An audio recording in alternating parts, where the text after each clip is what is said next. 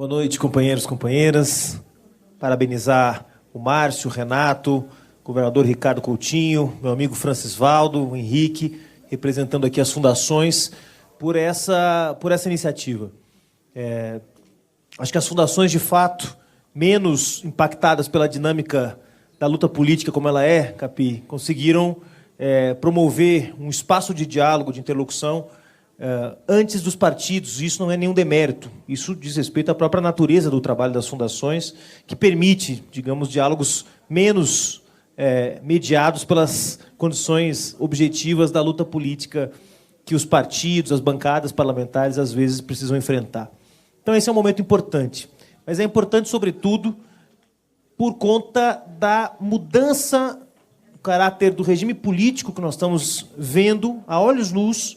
Não se trata só da mudança de um governo, se trata potencialmente da mudança de um regime político. Não é possível ainda, com 30 dias de governo, dizer que nós estamos diante da mudança de um regime político, mas é possível que isso aconteça.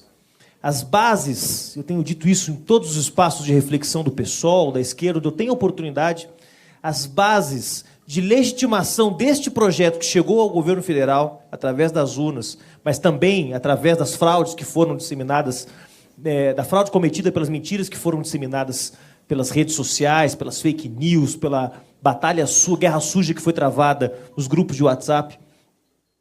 Este projeto que chegou ao poder tem bases de legitimação completamente diferentes de tudo que nós vimos.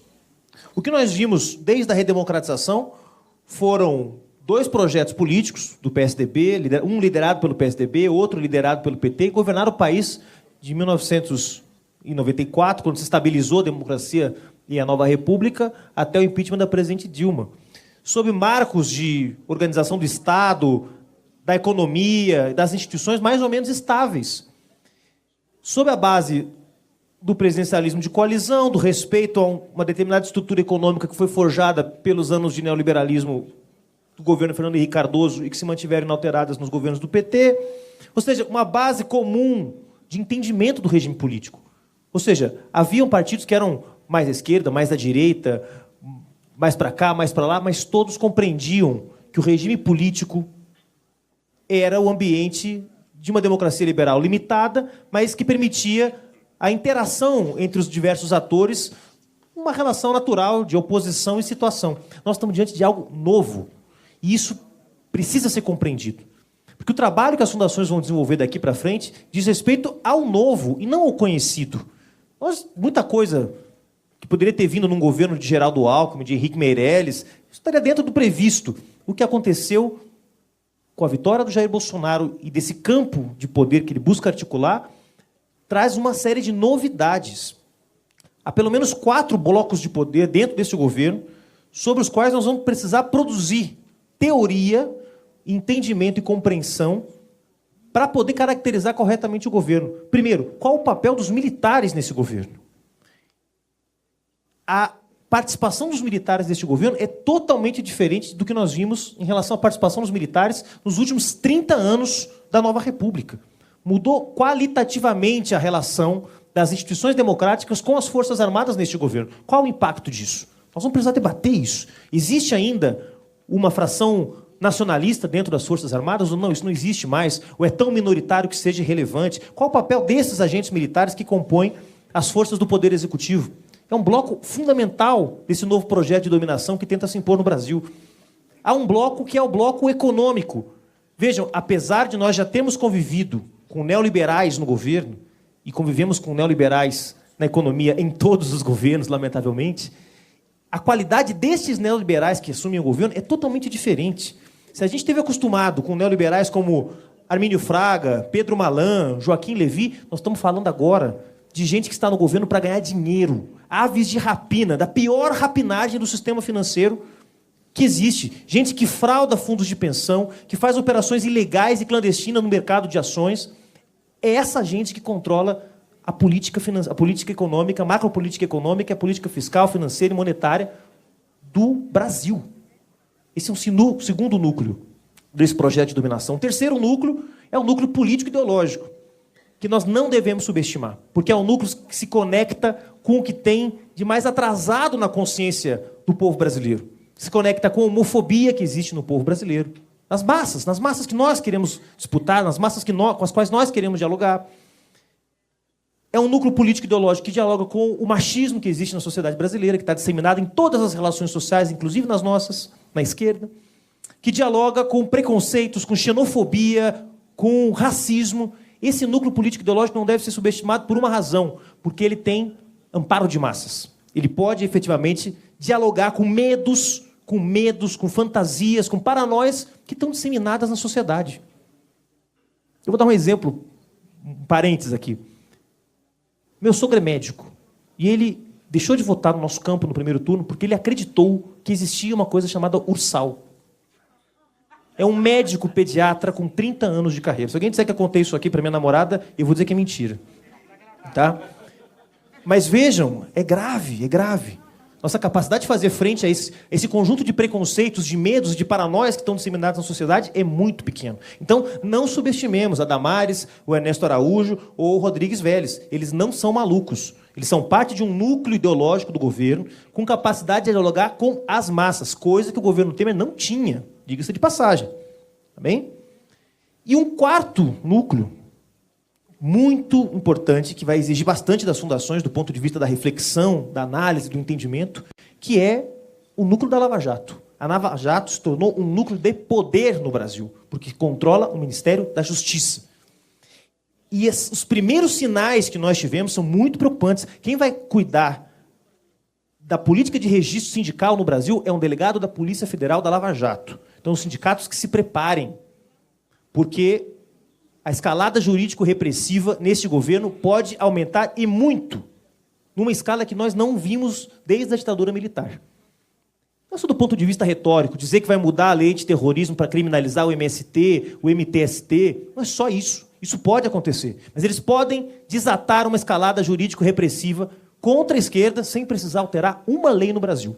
Basta pegar uma nota fiscal que esteja um pouco esquisita na fundação A ou B, pegar alguma coisa que esteja e botar para quebrar em cima da gente. Tá? Porque não há discurso mais forte hoje para criminalizar a esquerda do que o discurso da corrupção. Então, esses quatro núcleos dentro do governo ainda disputam protagonismo, não há ainda uma solidez entre esses quatro núcleos, um equilíbrio entre eles. E eles estão disputando protagonismo. Nós vamos ter que entender isso. E aí eu volto aqui concluindo essa reflexão que durou um pouco mais de 6 minutos, que é um pouco agora a média dos discursos no Brasil, depois que o presidente Bolsonaro esteve em Davos. Esse que é um novo parâmetro de referência para os discursos no Brasil. Se ele fala 6 minutos, eu posso falar 6 também.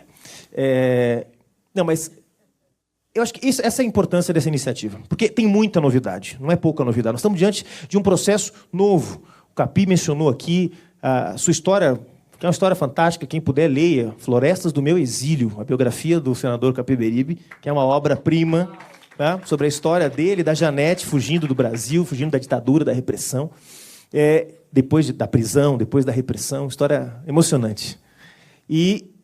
Mas o que nós estamos vivendo é diferente daquilo.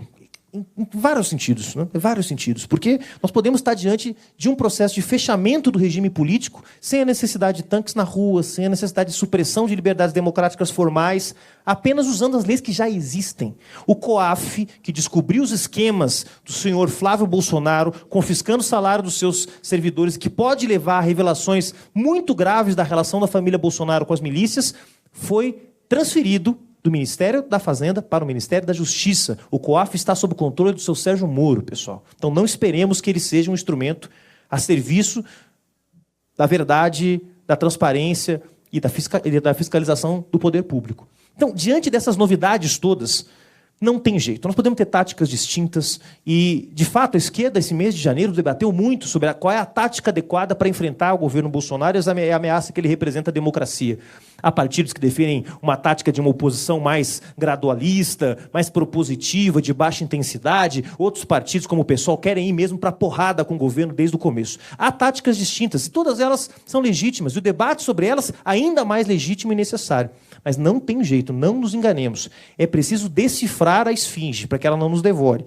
O que significa que, independente das divergências que nós tenhamos sobre tática, nós precisamos formular uma interpretação comum do fenômeno. Porque sem compreender o fenômeno é impossível agir sobre ele. Então, a contribuição que o pessoal dá nesse sentido, nossa fundação, através do nosso companheiro Francisvaldo Mendes, é uma contribuição modesta, ainda somos um partido pequeno, mas profundamente comprometido com a unidade, com a luta pela democracia, a soberania, os direitos sociais e, principalmente, com a construção de uma agenda capaz de reconectar a esquerda com o povo brasileiro. Contem conosco nesse esforço. Muito obrigado. Muito obrigado, companheiros. Nós estamos encerrando aqui este ato e começando, me parece, uma página importante para a política do campo progressista nesse país. Lembrando do www.observatoriodademocracia.org.br, agradecendo a todos os operadores das 6 fundações que, ao longo dessa caminhada, fizeram talvez mais do que pudessem fazer para viabilizar esse momento que nós estamos começando a caminhar aqui. E agradecer, claro, a cada um dos representantes das fundações por esse belo ato de resistência democrática. Muito obrigado. Está encerrada a presente solenidade.